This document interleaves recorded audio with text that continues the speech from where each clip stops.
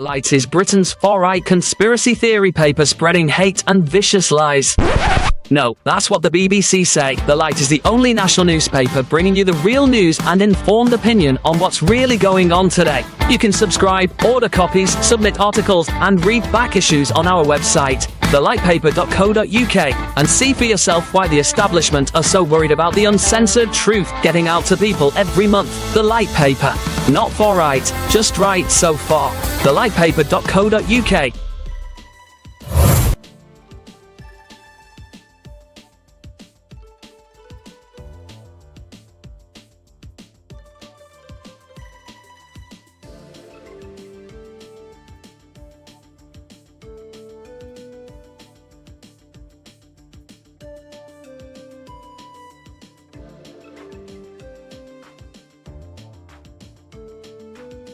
Scene script. Have you ever pondered the idea of financial independence and early retirement? The notion of not having to clock in at 9 or wrestle with the daily grind? Imagine a life where you're not shackled by financial obligations or a demanding job. It's not an impossible dream, but a reality for those who embrace the FIRE movement. That's financial independence, retire early. Consider the tale of Jane, a woman in her early 30s. Jane was an ordinary person living an ordinary life. She had a 9-to-5 job, a mortgage, car payments, and a lifestyle that was comfortable but hardly extravagant. And like most people, she dreamed of a life where she didn't have to worry about money. Jane decided to make a change. She began by cutting back on non-essential expenses, saving as much of her income as possible. She invested wisely, focusing on assets that generated passive income that didn't require her to trade time for money. Slowly but surely, Jane began to build her financial independence. She was still working, but she was no longer living paycheck to paycheck. She had a safety net, a cushion that gave her the freedom to make choices based on what she wanted, not what she needed. Fast forward 10 years, Jane, now in her early 40s, had achieved her goal. She was financially independent. She had enough passive income to cover her living expenses, and she no longer needed to work to survive. She was free to retire early, to spend her time as she pleased. Jane's story may seem extraordinary, but it's not unique. It's the story of anyone who has embraced the principles of the FIRE movement. It's a tale of discipline, of sacrifice, and of a relentless pursuit of financial independence. To summarize, the key points discussed today revolve around the idea of financial independence and early retirement. It requires discipline and sacrifice, cutting back on non-essential expenses and saving as much as possible. It involves investing wisely, focusing on assets that generate passive income. But most importantly, it requires a change in mindset. It's about seeing money not as a means to buy things, but as a tool to buy freedom. It's about understanding the true value of time and the freedom that comes with not having to trade it for money. This is the essence of the FIRE movement. It's not just about retiring early, it's about achieving financial independence, about gaining the freedom to live life on your own terms. Like Jane, you too can embrace the principles of the FIRE movement and embark on a journey towards financial independence and early retirement. After all, the only thing standing between you and your financial freedom is you. Ever wondered how much you'd need to save to achieve financial independence? The answer lies within the mathematics of a concept known as FIRE, which stands for Financial Independence, Retire Early. The most essential number in your journey to financial independence is calculated by multiplying your annual spend by 25. Notice the emphasis on annual spend, not annual income. This calculation is based on the principle that you need £300 invested for every pound you wish to spend each month in passive income. Hence, your FIRE number is also your monthly spend times 300. This mathematical principle is founded on the 4% safe withdrawal rate, as defined by financial advisor William Bengen. He proposed this rate after analyzing the S&P 500, which typically produces an average of better than 10% growth per year when studied over a period of approximately 30 years. Bengen considered factors such as inflation and market volatility. After studying previous market activity, he concluded that a 4% rate of withdrawal per year would provide for a 30-year sustainable portfolio in the vast majority of cases. So to paint a clearer picture, if your monthly spend is £1,000, then your target for financial independence is 300 times 1,000, or £300,000. Alternatively, if your annual spend is £12,000, your financial independence target is 25 times 12,000, which also equates to £300,000. The first step in planning your financial independence, therefore, lies in understanding your monthly and yearly expenditure. Without this knowledge, it is impossible to take further strides towards your financial freedom. In summary, the mathematics of FIRE revolves around the principle of multiplying your annual spend by 25 or your monthly spend by 300 based on the 4% safe withdrawal rate. Knowing your monthly and annual spend is crucial in determining the amount you need to save to achieve financial independence. Armed with this knowledge, you can then plan your journey towards financial freedom. Remember, the journey to financial independence is not a sprint, but a marathon. Embrace the mathematics of FIRE and take the first step towards your financial independence today.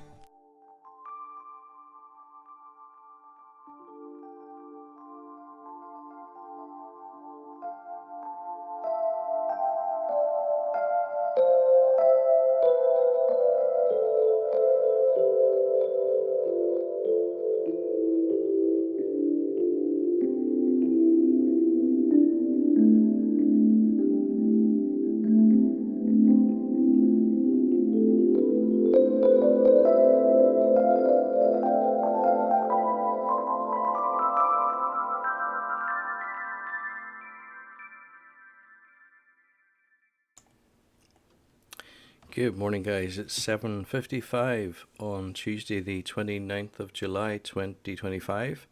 That means that we have completed 3 years and 17 weeks of what will be roughly an 8-year FIRE experiment, FIRE journey. And we are roughly 5 minutes before the market opens, so I thought I would just take this opportunity to draw your attention to where things are currently at. The current market price is sitting at £90.39. That was up almost 0.5% yesterday, 0.44% at close. Those figures will reset in the next few minutes. If we look at the portfolio itself, currently it is sitting at 26,280 odd. The current return on investment 26.5%. We have 290 shares in the portfolio, and the current average price, average purchase price, I probably should say, 71.40p. Now there is an AI analysis just below here, which I think I'll just allow you to hear. Without comment from myself. Bear in mind, of course, this is AI generated, and it may not be as it may not look at a long enough time frame. I would suggest to really give you a full overview as regards a portfolio for retirement, but nevertheless, I think it is worth consideration. So here we go. Vanguard S&P 500 ETF has experienced a steady upward trend over the past month, with prices rising by several percent and consistently closing near the upper end of its recent range.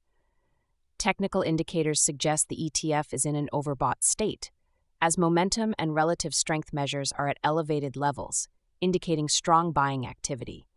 The price has remained above key moving averages, and trend-following signals point to continued bullish sentiment, but the current levels may be unsustainable in the short term. Recent social posts highlight both optimism about the ETF's performance and some caution regarding the sustainability of the current market rally.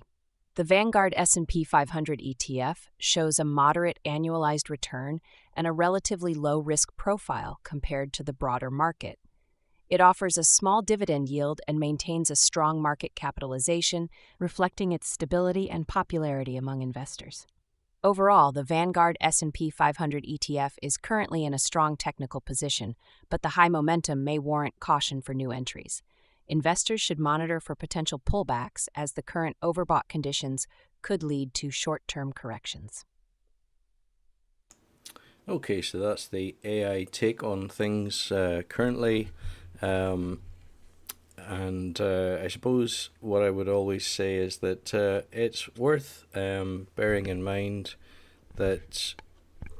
Sorry, 2 seconds. I'm just checking the mic levels. Okay, that's all good. Yeah, I think it's worth bearing in mind that the best way to invest is to invest consistently on a frequent basis, and essentially when you do that, that allows you to take advantage of dips in the market, as well as to add to your portfolio at times when it is doing well also. But yeah, that's why I invest weekly.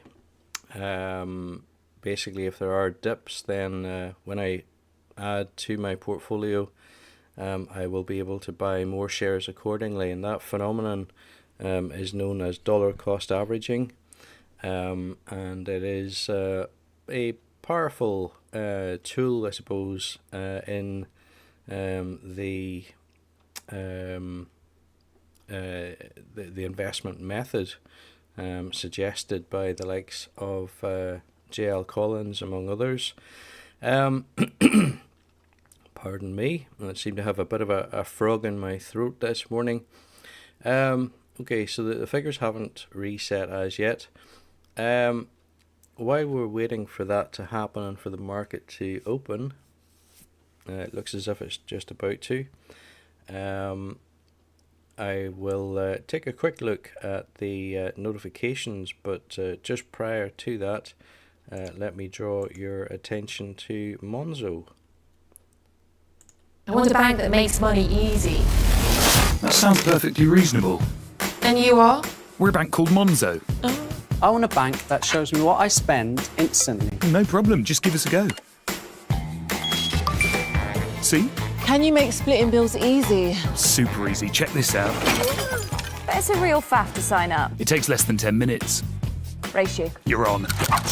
Can I talk to a real person 24/7? Of course. Even now? Yep. Even now? Anytime. Can you tell me when I'm running a little low on cash? We certainly can. Cool. Can I afford these? You certainly can't, sorry. Can't afford that either. That's a real shame. Not really. Time's up, how'd you get on? It's a draw. Can you help me save for my next holiday? Oh, how about you set up a savings pot in the Monzo app called Barbados, baby? Thanks for listening, Monzo. We're all ears. We can go now. Rude. You make Monzo Monzo. Okay, so with that said, and obviously affiliate links in the description for Monzo and including Smarty Mobile as well, you might want to have a look at those. You may be able to get some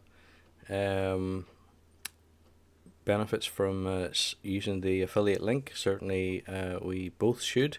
If the terms and conditions are credible, and I have no reason to believe that they're not. Right, the figures have actually reset. They're just back to zeros. I haven't seen any market movement as yet, but let's go ahead and have a look at the notifications. So currently, biggest stocks before earnings: Procter & Gamble, United Health Group, AstraZeneca, Merck & Co., and Boeing. AMD up 3.6% on growing AI chip momentum and strong, I'm not sure how you pronounce that, it looks like MI355X demand. I'm assuming that's a particular chip. And we have upcoming holidays, and they are Switzerland the 1st of August, Canada the 4th of August, Italy the 15th, and the UK the 25th of August is the summer bank holiday. So therefore the respective markets are closed for trading on those days. So that brings us to the investment last week. The purchase price this time last week was 88.92.5, and as I say, currently we're sitting at £90.39, with no activity showing just at the present time. Now, if we look on the bottom left of the graph, where you see the mouse there, hopefully, you'll see that there's a small red circle, and that's actually surrounding what I call the COVID effect. And basically it was back in February 2020, just around the time that there was a lot of hype about COVID, suggestions of lockdown on its way, etc., etc., and the market reacted as you might expect. It dropped quite a bit, but it was followed pretty soon after by what was termed a V-shaped recovery. So by May, the market had recovered about half of the amount that it had dropped, and it was back on track by around about August in 2020. So that was the first time I heard reference to a V-shaped recovery. In more recent times, if you look at the top right, this bigger red circle, you'll see a similar shoot, which was, I believe, in response to Donald Trump's tariffs announcements, and again we see another V-shaped recovery, which has brought the market nearly back now to where it had been. So in terms of actual time frames, the shoot began round about the end of February this year, and of course we are now nearly in August. So both those V-shaped recoveries appear to have taken roughly the same length of time, and as you can see on the right hand side here, the market is already up more than 0.5% today, if that figure is correct. I forget exactly where it was when we began the stream, but that's what's showing there. With that said, let's go ahead and do this week's investment. So it's a buy. If you regularly watch this stream, you'll know that each week I invest 120 theoretical pounds into the Vanguard S&P 500 exchange traded fund. We're looking at it here on the Trading 212 practice platform, and the reason that I chose £120 per week is that represents, well, basically it's the amount that per week I believe that a worker on NHS Band 3 could reasonably afford to invest, provided of course they're able to find housing that allows them to have that amount of disposable income, and I would always suggest that you should have a financial cushion to fall back on in the event that you need to replace white goods, if you need to get work done on a vehicle, some kind of building work, maintenance, that sort of thing. Then it's best to have that cushion in place, because it means that you can continue to invest consistently without having to make withdrawals from your portfolio at a time when it may not be ideal to do so. So the £120 is essentially money that you should not need to access in the short term. If you are investing money that you're likely to need to access, then I'm sorry to say you're doing it wrong, and that is not a good strategy. And I suppose the other thing to say about that is that in the event that you did find yourself unable to invest for a period of time, if there was a dip in the market, you would potentially miss out on the opportunity to dollar cost average as a result. So at the current market value, £120 should buy us 1.31 shares. I always put this through as a market buy, so I trade when the market is open. And let's see what that gives us. So we have bought 1.31 shares, and the purchase price was £90 and 98p. Let's see how that affects the portfolio overall. So currently the portfolio value is now sitting at 26,500 odd. The return on investment has actually increased slightly with today's market movement so far, and that brings us up to 27.25% return on investment. We now have 292 shares in the portfolio, and the average purchase price has increased. I think it's 9 pence of an increase, up to £71.49. Now the market just sitting shy of £91, currently £90.97, and it'll be interesting to see whether that is sustained throughout the day. Yesterday, of course, the market rose by, I think it was 0.44%. So significant rises there. I wouldn't be at all surprised if that didn't continue today, but it is impossible to predict, and I suppose that's why people like J.L. Collins and others would say that time in the market is more important than timing the market, and he would say that timing the market is impossible. And I tend to agree, having seen things in the news that I thought might affect the market, but which actually in real terms didn't appear to affect it at all, or indeed if there was an effect, it was kind of an effect more in the opposite direction to what I would have predicted than an effect basically I've said it. There's been times where I saw something in the news, and my prediction was that was going to have a negative effect on the market, and in reality, if it had any effect, it was a slight positive rather than a negative effect. So impossible to predict, and therefore the only sensible strategy is to invest consistently and regularly, and that's why I personally invest weekly and every week.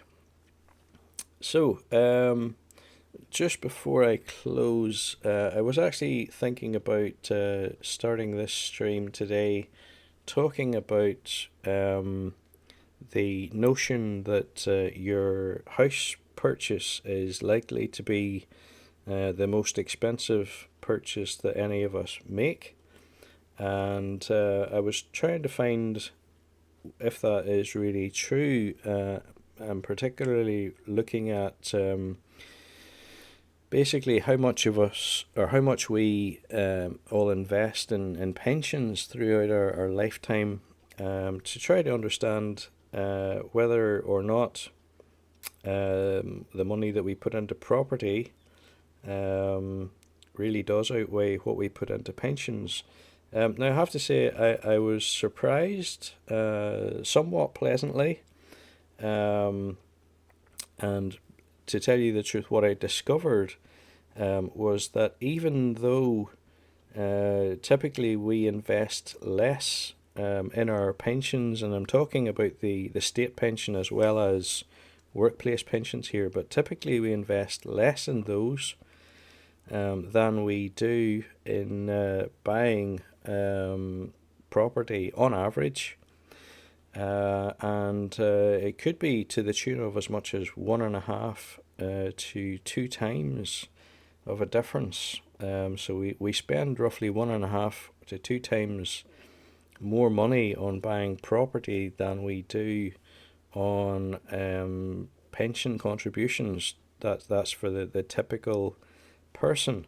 And I was going to be critical of that, and I was going to say that really the most important purchase in your life should be for your retirement, for your financial independence. But actually, when you look at the final figures in terms of what a typical property is worth at retirement, and also what a typical pension pot, including the state retirement, is worth at retirement age, you find that in fact the typical pension pot is worth significantly more than the property.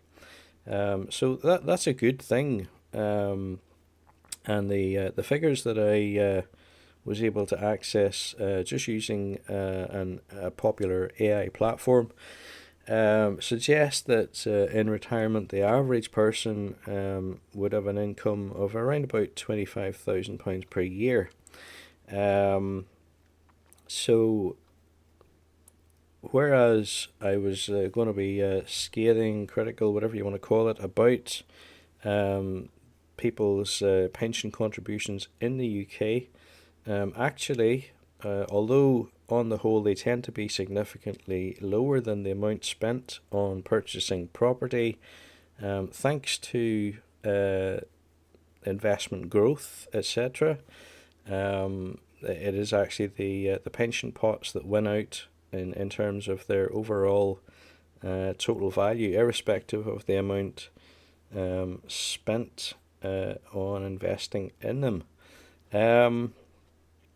Now, I personally have doubts about how long the state pension is going to continue to be available to everyone in the UK on a non-means tested basis. And what I mean by that is that I can foresee a time when the state pension may become means tested, and what I'm referring to is that I can imagine that the government may well bring in some sort of a system to analyse what income each of us has outside of the state pension, and if you earn more than a certain amount per year, then I can imagine that they may bring in some form of tapering, which will essentially mean that you may get less state pension accordingly. And obviously the political justification for doing this is likely to be that there are numbers of people who are either disabled or for whatever reason cannot work, but who need the state pension to survive, and therefore in effect the rest of us who may have more independent financial means could well see ourselves essentially subsidising the state retirement for people who otherwise cannot afford it. Now, that said, that politically that would be a very unpopular decision, and to be honest, I imagine that it is something that may creep in gradually, and may well be something that is more heavily means tested as time goes on, up to the point where for some people no state retirement pension may be available, provided you have enough independent financial means yourself. So my thought on that really is that I think it's wise for people, particularly people in their 20s and 30s, to seriously consider the possibility that the state pension may no longer be a be-all and end-all. It may no longer be something which is going to guarantee your income in retirement, and for that reason I think it's probably wise to make your own provision, whether that be through investing in stocks and shares, or through buying property to let out, or any of the other methods which are out there that can lead to financial independence.